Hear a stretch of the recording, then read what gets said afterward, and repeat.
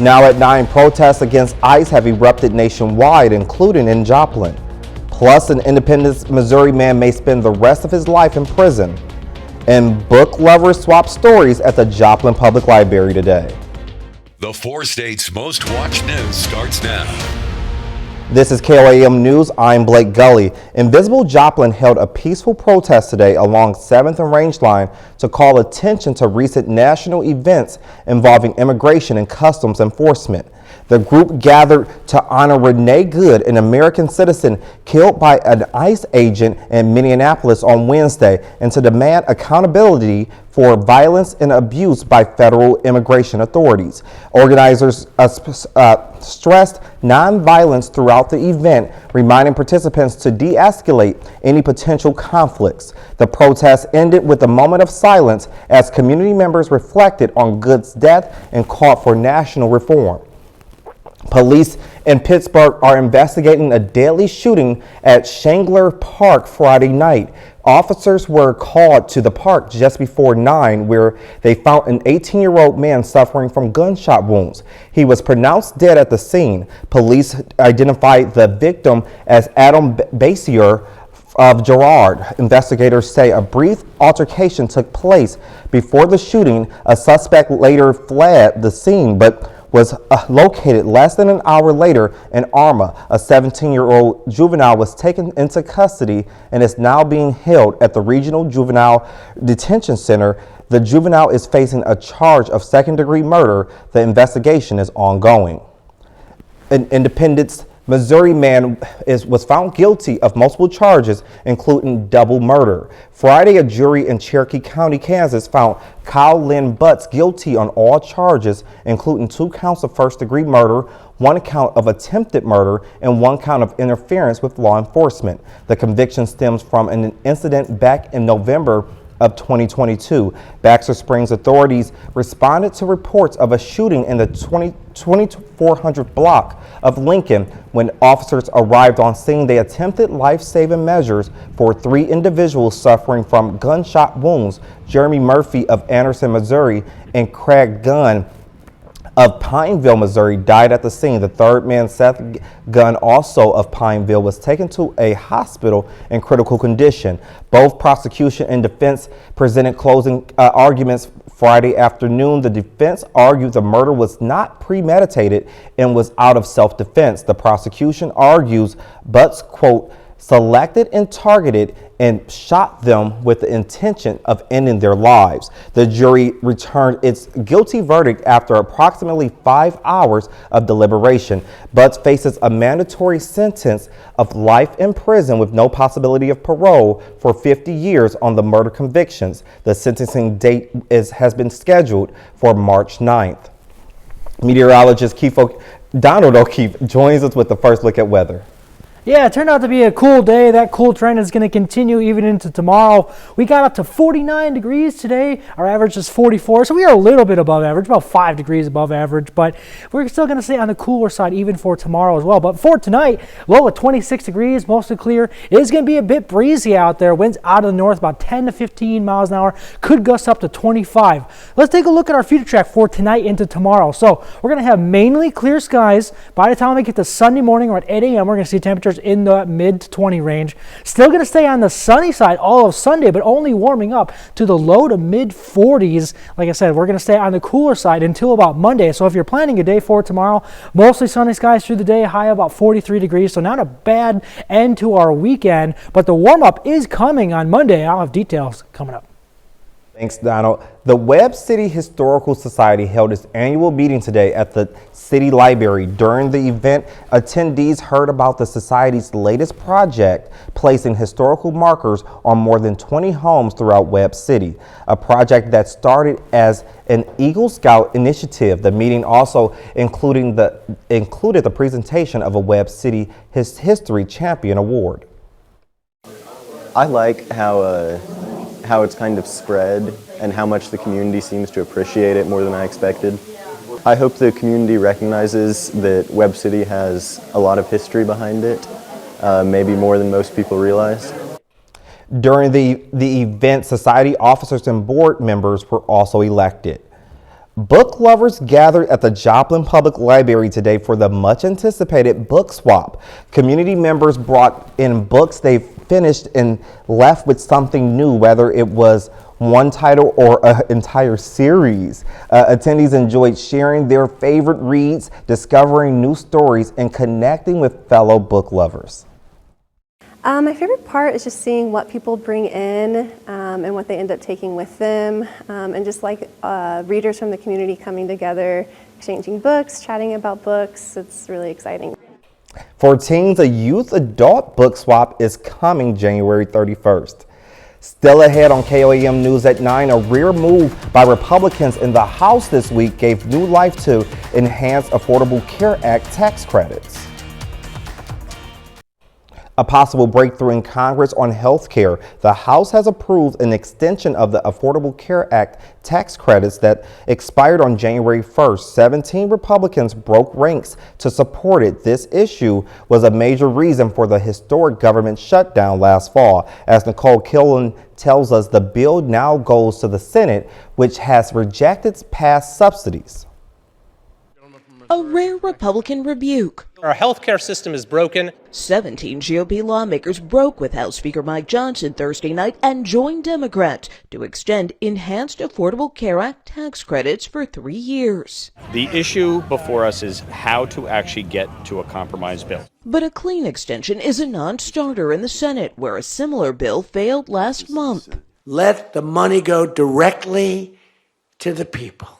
This week, the president urged Republicans to show some flexibility, and in recent weeks, a bipartisan group of lawmakers has been working towards a compromise. Do you believe that a bipartisan deal is in reach in the Senate? And for the millions of people who are enrolled in the ACA, should they have confidence that these credits will actually be extended? American people should ask Leader Thune, are you willing to put this bill that the House now is moving forward on the floor of the Senate, because it will pass. And that is the way to get this done. James Hollywood has been following the debate on Capitol Hill. I was blown away when I seen figures over the thousands. The small business owner and single father switched one of his daughters from Obamacare to a private insurance plan because it was cheaper, and fears he'll have to scale back more if the credits aren't extended. What would that mean for your budget and your bottom line? Yeah, my budget is going to increase. I may be reduced the amount of and access to my treatment and care. Democratic leaders are pushing for an immediate vote on the 3-year subsidy extension. Meantime, senators working on a bipartisan compromise hope to unveil their plan next week. The aim is to try to get something done before open enrollment ends January 15th. The Trump administration is planning an audit to all of Minnesota's Medicaid bills. That announcement came from the Centers for Medicare and Medicaid Services Administrator Emmett Oz on Tuesday. In an interview on Fox News, Oz said a letter has been sent to Minnesota Governor Tim Walz. It notifies Walz that Minnesota's Medicaid bills will face an audit. This comes as a federal investigation is underway tied to a welfare fraud scandal in the state. Oz said all Medicaid bills are under audit. That includes a specific focus on 14 programs that Oz said the Walz administration has admitted to having problems. The Trump administration is freezing more benefits for low-income families in 5 Democrat-led states. The freeze applies to about $7 billion for temporary assistance for needy families, also known as welfare. It also affects more than $2 billion for the Child Care Development Fund and millions for the Social Services Block Grant. The affected states are California, Colorado, Illinois, Minnesota, and New York. The Department of Health and Human Services accuses the states of widespread fraud, but no evidence appears to support that claim.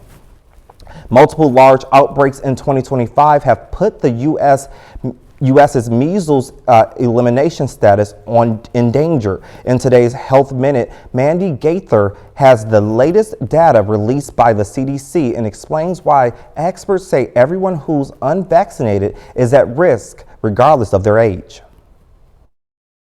It's one of the most contagious diseases, but a vaccine is highly effective protection against measles. However, vaccination rates have been falling for years. For the 2024-25 school year, CDC data shows 92.5% of incoming kindergartners had received the vaccine. That's below the 95% threshold that public health experts say is necessary to prevent outbreaks. There is a threat that the United States could lose its measles elimination status again after 25 years. Dr. William Moss with Johns Hopkins Bloomberg School of Public Health says the number of measles cases last year in the U.S. is the highest it's been since the year 2000. CDC data released today shows for the full year of 2025, there was a total of 2,144 confirmed measles cases reported in the U.S.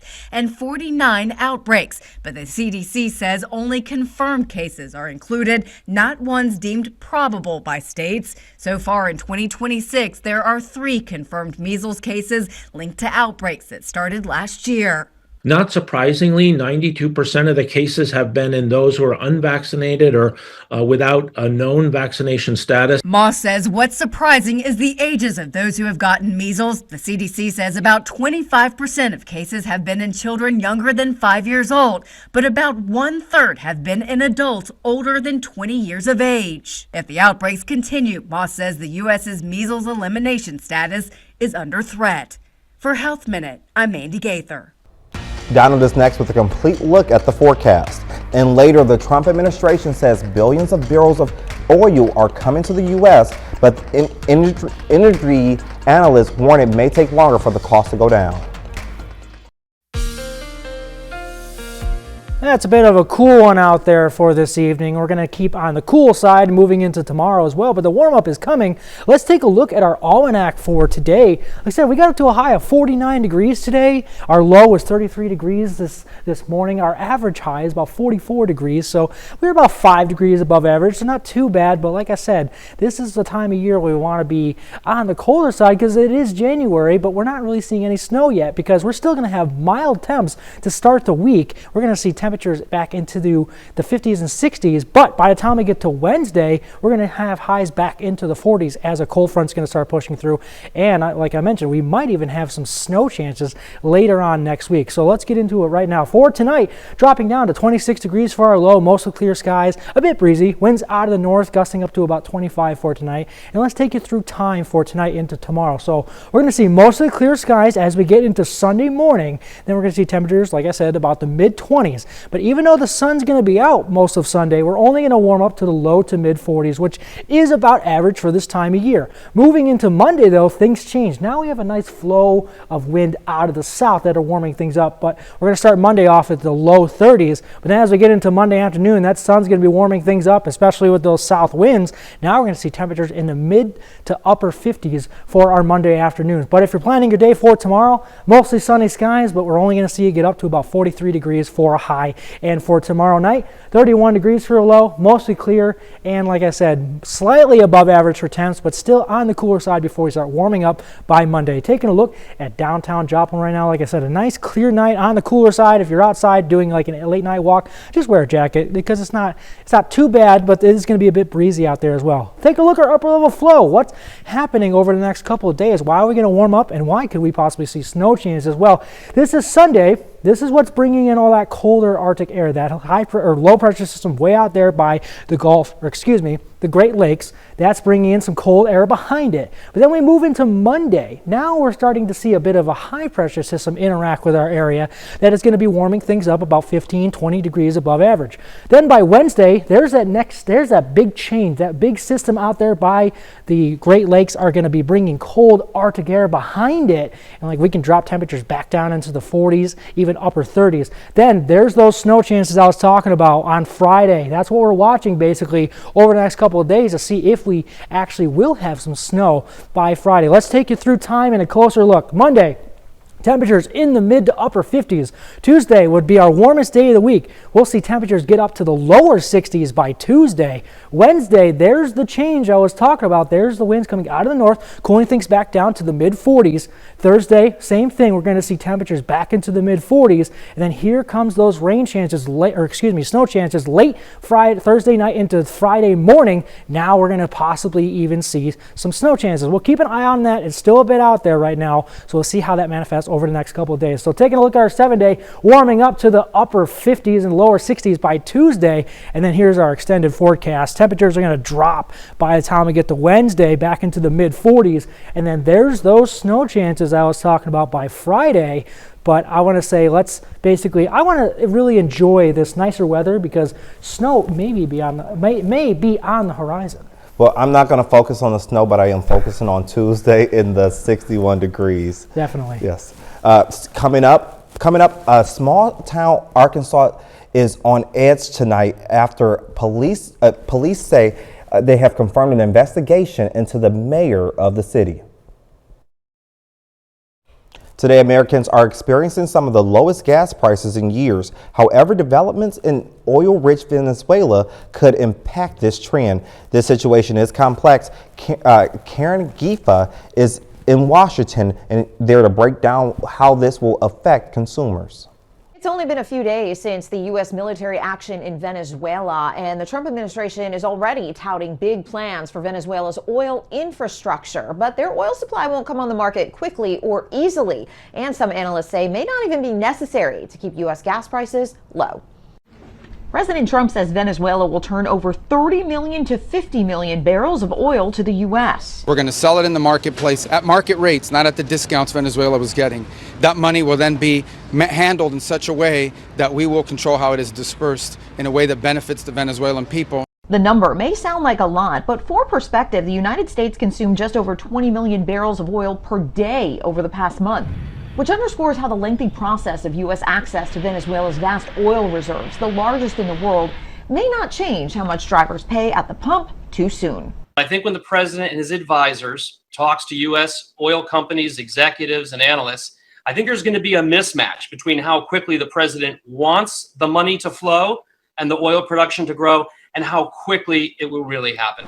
Restoring Venezuela's oil production infrastructure will require billions of dollars of investment, and with the political climate still uncertain, it may be a risky sell to the private sector. And forecasters already say 2026 will be the cheapest year for gas since COVID. OPEC production is up and global demand down. After the weekend's events, fuel savings platform Gas Buddy stood by a prediction gas prices will average just below $3 a gallon nationally this year.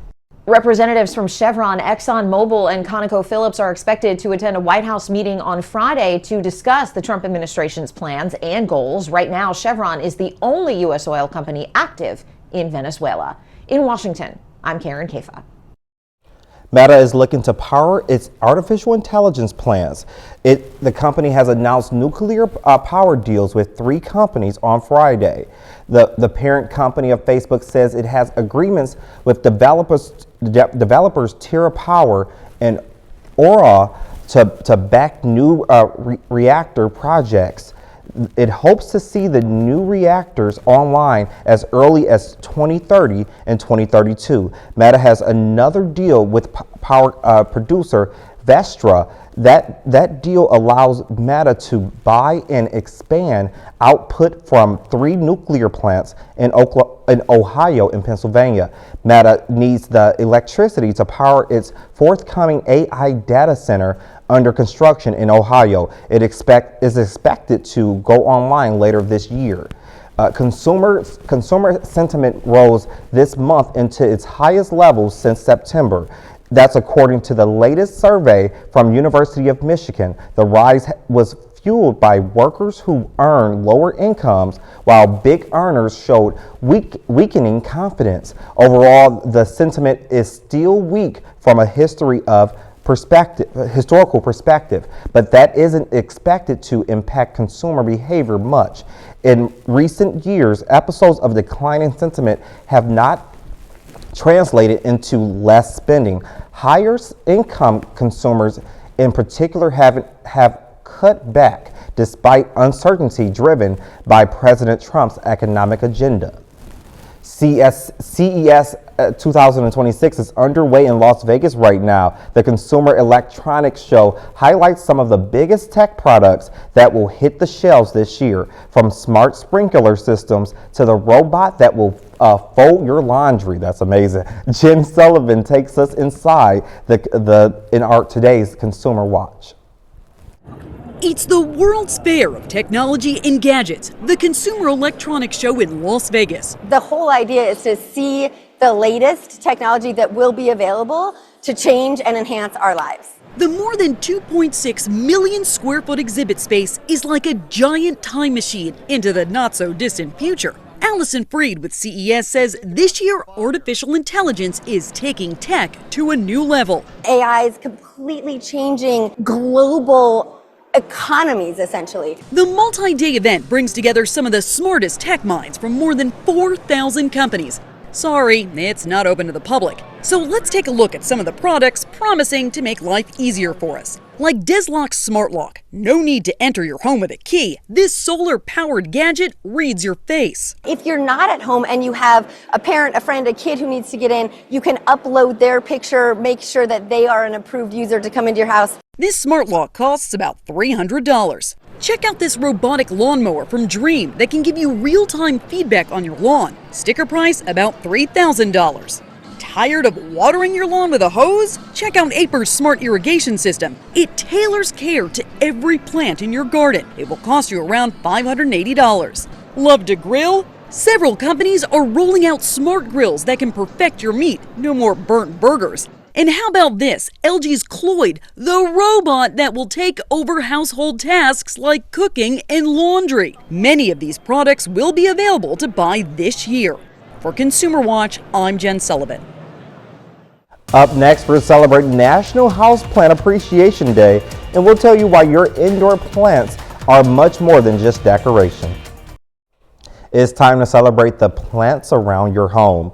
It's National Houseplant Appreciation Day. The day was established in 2012 by the Gardeners Network as a way to remind people to give a little bit more TLC to their plants during the winter months. Studies have shown indoor greenery can help boost productivity, reduce anxiety, and even reduce air pollutants. Aside from the health benefits, houseplants can beautify your living space. So roll up your sleeves and check your soil and make sure your plants are growing during the winter months.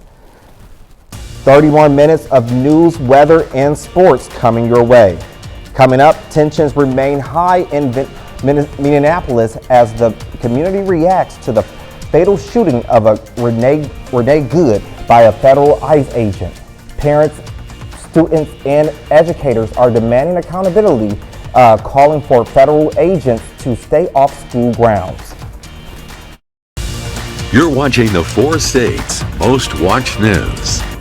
An Arkansas mayor who made history with his election is now under state investigation. Jalen Smith was 18 when he was first elected mayor of the town of Earl, becoming the youngest black mayor in the country. But now he is accused of having inappropriate contact with a minor. As Imani Williams reports, members of the community are standing by the now 21-year-old.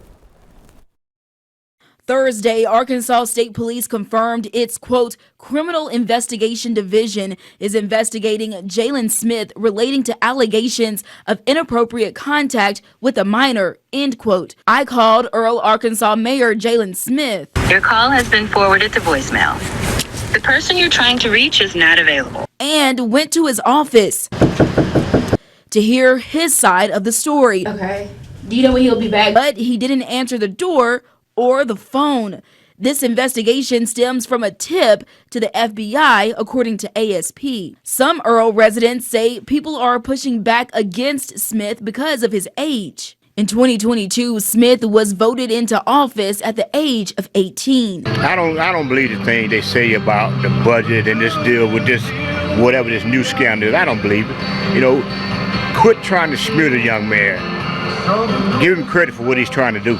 Carl Phillips is a longtime resident. He says things are finally looking up for the town after decades of businesses closing. Now, we're a dilapidated city. And he's trying to improve it, but they just won't work with it. No. In September 2025, the mayor was questioned by residents and city council members after the town's bills were not paid for several months. But while ASP's investigation is underway, some residents are standing up for the mayor. Now, wrong is wrong, right is right. If there's any wrong, okay, deal with that. But quit bashing him just for the sake of it. Like, seriously, he's not that person. Jalen Smith denied the allegations in a social media post on Friday. Protests are still happening across the country after an ICE agent shot and killed a woman in Indianapolis Wednesday. Public schools in the city are closed, and now the mayor is renewing his call for local involvement in the shooting investigation. We do need to warn you, there is graphic video in this next report. Leah Walden is in Minneapolis with the latest. While protesters in Minneapolis continue to face off with federal agents, I will now invite us to take a minute of silence to honor the life of Renee Good. a moment of silence and a declared day of unity, days after 37-year-old Renee Nicole Good, a U.S. citizen, was shot and killed by an ICE agent while in the driver's seat of her car. Students, parents, and educators also reeling from a clash between ICE agents and community members outside of Roosevelt High School. I was hit with a rubber bullet just by standing there on the Minneapolis Public Schools property as a bystander. Some calling on ICE to stay away from school grounds. As we saw on Wednesday, they do the exact opposite of making schools safe. The Minneapolis mayor continuing to urge ICE to get out of his city and the state, and renewing his call for local involvement in the deadly shooting investigation. Include local experts in the process. We got nothing to hide from here. All we want in Minneapolis is justice and the truth. The precedent here is very simple. You have a federal law enforcement official engaging in federal law enforcement action. That's a federal issue. That guy is protected by absolute immunity. In Minneapolis, I'm Lee Waldman. Later, students at Wendover Middle School got a blast from the past when they opened a time capsule sealed back in 2000. Well, it's been a bit of a cool weekend. That cool trend continues even into tomorrow, but the warm-up is coming. Let's take a look ahead right now. We're actually going to see mild temps to start the work week. We're going to see temperatures rebound back into the mid-50s, even pushing lower 60s as well for Monday and Tuesday. But we will return to the 40s by Wednesday as a cold front is going to start pushing its way in, possibly even bringing some snow chances to our area by Friday and Saturday as well. But taking a look at our almanac, we only got about 49 degrees today. That's about 5 degrees above our average for this time of year. So still on the warmer side, but we're going to get back down to the average temperatures about tomorrow. So taking a look at tonight, 26 degrees, mostly clear conditions, a bit breezy. Winds out of the north about 10 to 15 miles an hour. They could gust up to 25 for tonight, and there could be wind chills tomorrow morning in the mid to upper teens as well. So make sure you have a jacket ready to go. Let's time this out for our future track. So tonight into tomorrow, we're going to have mainly clear skies. Then by the time we get to about 8 a.m. tomorrow morning, there's those temperatures about in the mid-20s. We're going to have pretty sunny skies all of Sunday, but really that's not going to matter too much because we're still going to get into the low to mid-40s by Sunday afternoon. But the change is coming as we get into Monday morning. Now winds are coming out of the south. That's going to be warming things up a bit. Still going to be in the low to mid-30s Monday morning. It's on the sunnier side for us by Sunday or Monday afternoon. Now we're going to see those temperatures rebound back into the mid to upper 50s by Monday. So that's a great start to the work week. But if you're planning your day for tomorrow, mostly sunny skies, warming up to about 43 degrees. So cool end to the weekend. For tomorrow night, 31 degrees for our low, mostly clear conditions. That's still a bit above average for this time of year, but still on the cooler side. Looking at downtown Joplin right now, not too bad, clear conditions. Still on the colder side. If you want to get out for a late night walk, make sure you have that jacket and hat ready to go because like I said, it is a bit cold out there. Take a look at our upper level flow. Why are we going to see warmer temperatures over the next couple of days, and why did I also mention snow chances? So this is Sunday. there is a low pressure system way out there by the Great Lakes that's bringing in some colder air. The cold front's going to be pushing into our area, cooling things down for us on Sunday. But by the time we get to Monday, a weak high pressure system is kind of interacting with our area, warming things up for us. So we're going to see temperatures, like I said, about 15, even 20 degrees above average. But the change is coming again. By Wednesday, there's that next Arctic front that's going to be pushing into our area that's going to drop temperatures down and set up the chance for some snow for us by Friday. There's those snow chances for us. We can't really say there couldn't be any accumulations. It's still a bit out, but we're going to keep an eye on that to see if those snow chances will stick around for us on Friday. And then behind that front, we're going to see colder temperatures again. So let's take a closer look. This is Monday, temperatures in the mid-50s. Tuesday, temperatures get into the lower 60s as well. By the time we get into Wednesday, that's when that colder air is going to start pushing in, dropping temperatures back down to around average. Into Thursday, like I said, still temperatures back into the upper 30s. And then there comes the snow chances Friday morning. So that's what we're going to keep an eye out on as we go over the next couple of days. Taking a look at our 7 to 10 day here. 43 degrees on Sunday, 57 on Monday, getting up to 61 on Tuesday, then dropping back down into the upper 40s by Wednesday. And like I said, maybe snow chances on Friday. I keep hearing snow, snow, snow. Again, I will be excited for the children in the 4 states to be able to experience some snow since we haven't had it. We've had some very warm weather, but I don't know, Donald. It might be time for snow. It may be time. Thanks, Donald. Still ahead, Pitt State football announces additions and promotions to the coaching staff. In Missouri, Southern basketball is back for another MIAA matchup against Newman. Ben McLeish has those stories and more up next in sports. Coming off a rivalry match against Pitt State, Missouri Southern basketball is back at home to take on Newman. The Lady Lions off to a great start in MIAA play, taking on the Jets. Third quarter, Grace Frazier at the top of the key finds Ashlyn Alloway down low. She lays it in to give Southern a double-digit lead. Final minute of the quarter, Newman closes the gap to 5 points, but Frazier knocks down the pull-up jumper to pad the Lion advantage. MSSU looking to close it out in the final 10 minutes. Nariah Clay drives to the paint through 2 defenders. She drops in the layup for the points. Southern now passing it around, finding Cameron Smith. She looks for a lane and knocks down the shot off the glass as the Lions stay red hot, taking down Newman 71-63 with 3 different players scoring in the double digits. If you're relying on one person to have to do everything, if that kid gets in foul trouble, then it's hard. Who do you go to? With us, we've got 3 kids that we feel that can score the ball, and then we got a couple other kids that I know can make shots as well within our offense, and that's a big plus, I think, for us, because you can't key on one kid. If you try to take one kid completely out, we've got 2 or 3 other kids that can score the ball. The men's team looks to bounce back from 4 straight losses. First possession, Isaiah Atwater finds Colin Ruffin, who attacks the basket and knocks down the shot for the game's first points. Right back on the attack, Atwater with the give to an open Braden Williams, who knocks down the triple for Southern. Now Ruffin finds Hunter Fitch in the paint. Fitch slams it home as the Lions jump to a 7-point lead. MSSU looking to keep pouring it on. El Camille wide open.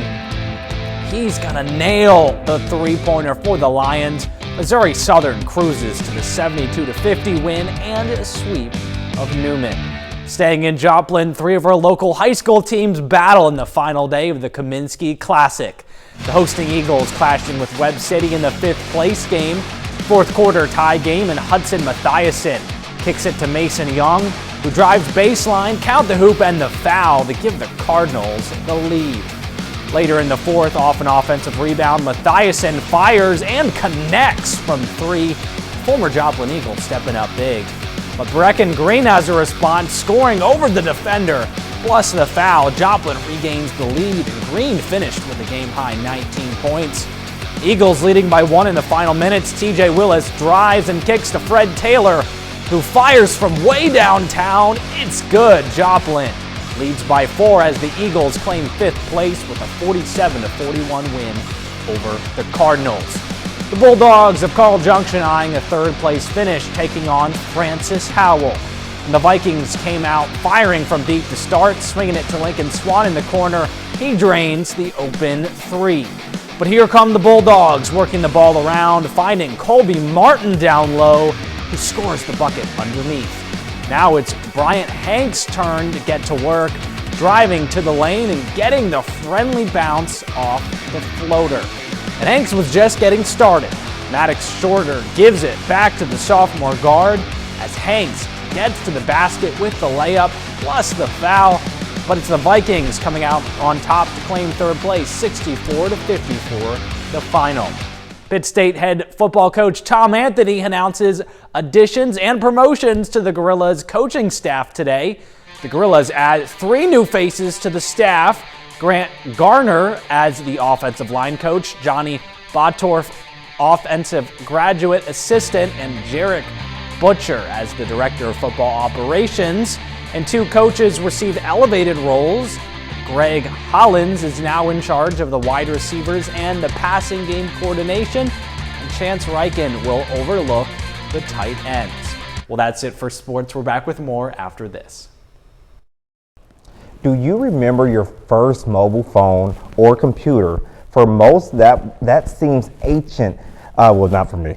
Unless you're a kid today. Now imagine how your current tech will look years from now. Some middle schoolers got that experience in Pennsylvania as they got a glimpse at the future thanks to Callie Saso's reports on their surprising reactions when they opened a time capsule.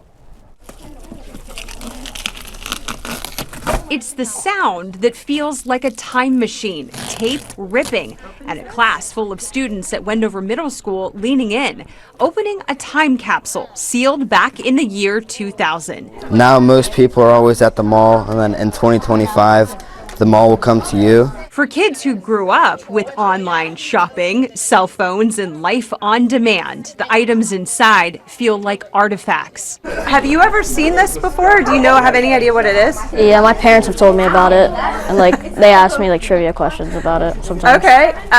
Have you ever seen one or held one before? No, this is my first time seeing it in real life. And it's not just the objects, it's the feeling of a different era. It makes it seem like everything was more joyful back then, kind of. Inside were many pop culture snapshots. The most recurring face, Britney Spears. I'm seeing a lot of magazines, especially Britney Spears.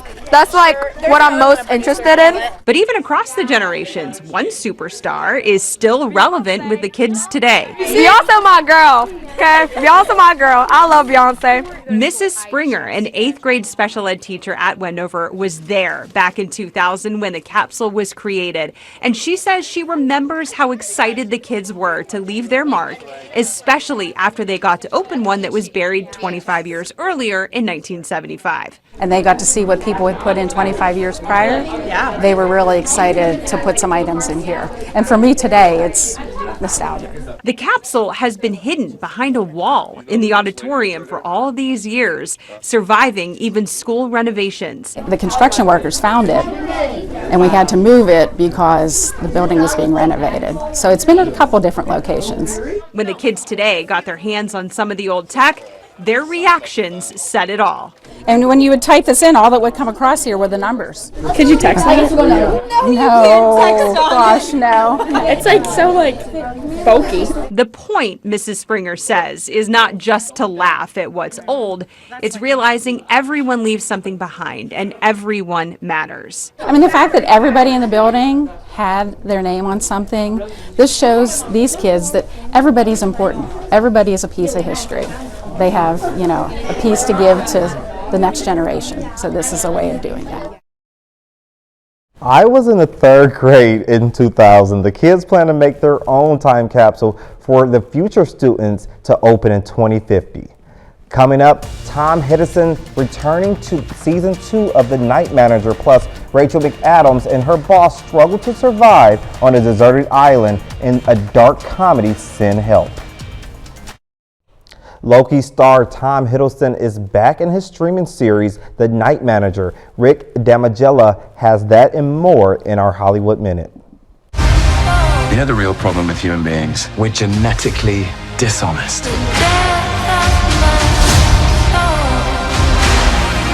You lied to me. I had no choice. Tom Hiddleston returns in The Night Manager. Here is your latest look at the second season of the streaming series, debuting this weekend. No help is coming. This is how things are now. Not in the office anymore. Here's a sneak peek at Send Help.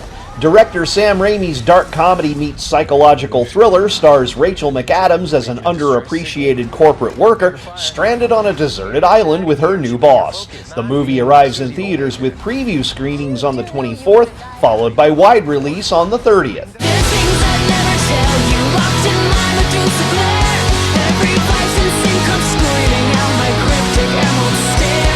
That's Austin Starr and her latest single, Medusa. The song comes from the Boston Rockers' debut album, I Am the Enemy, slated to release February 13th. In Hollywood, I'm Rick Damigella.